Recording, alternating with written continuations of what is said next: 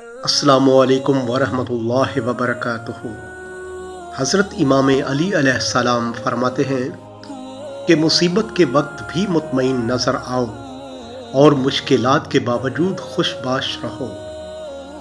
4 دن کی زندگی ہے ہنس کھیل کے گزارتے، لیکن اتنا خیال رکھیں کہ اس ہنسی کھیل کی وجہ سے آخرت میں رونا نہ پڑے۔ کچھ نیکیاں ایسی بھی ہونی چاہیے جن کا اللہ کے سوا کوئی گواہ نہ ہو۔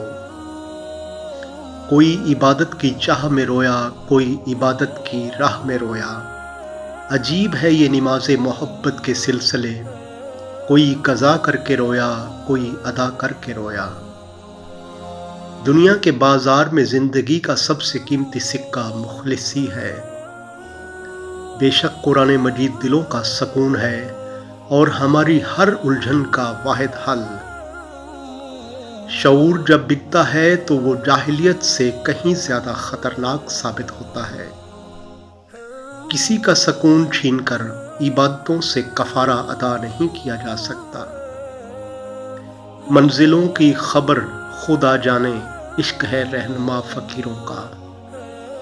حضرت علی پاک فرماتے ہیں کہ اگر زندگی کو ہمیشہ خوشیوں کے ساتھ گزارنا چاہتے ہو تو غم زدہ لوگوں کے غم سنا کرو، کبھی دکھی نہیں رہو گے۔